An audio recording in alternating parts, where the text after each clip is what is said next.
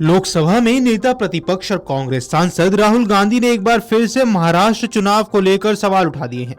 राहुल गांधी के इस आरोप पर भाजपा के साथ साथ जेडीयू और आम सहित अन्य दल भी अब कड़ी आपत्ति जता रहे हैं।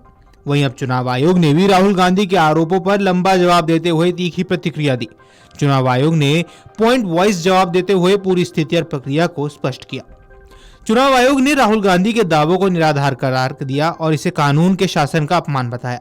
उन्होंने कहा, महाराष्ट्र विधानसभा चुनाव और मतदाता सूची को लेकर लगाए गए निराधार आरोप कानून के शासन का अपमान है।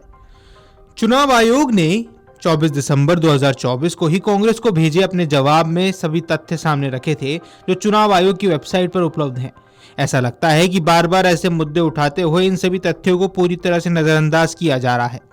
चुनाव आयोग ने कहा कि किसी की ओर से फैलाई जा रही कोई भी गलत सूचना न केवल कानून के प्रति अनादर का संकेत है, बल्कि अपनी ही राजनीतिक दल की ओर से नियुक्त हजारों प्रतिनिधियों की छवि को भी धूमिल करती है। ये लाखों चुनाव कर्मचारियों का मनोबल गिराती है जो चुनाव के दौरान अथक और पारदर्शी तरीके से काम करते हैं।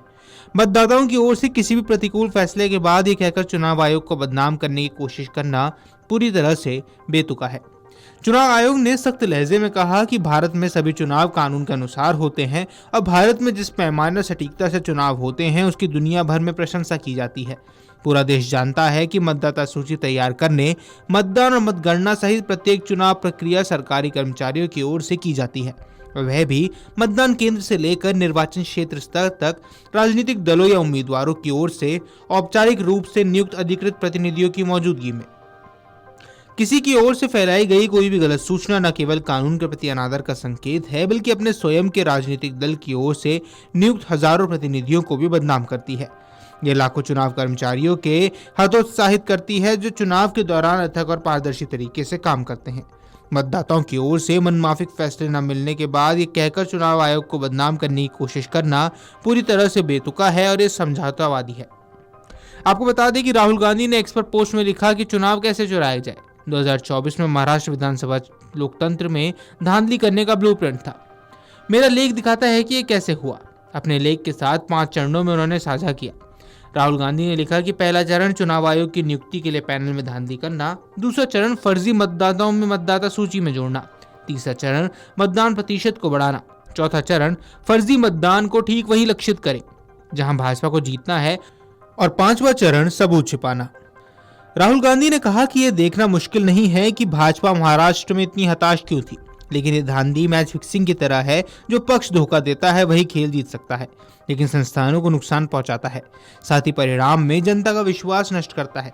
सभी चिंतित भारतीयों को सबूत देखना चाहिए, खुद फैसला करे, जवाब मांगे, क्योंकि महाराष्ट्र की मैच फिक्सिंग अगली बार बिहार में होगी और फिर वहां जहां भाजपा हार रही होगी।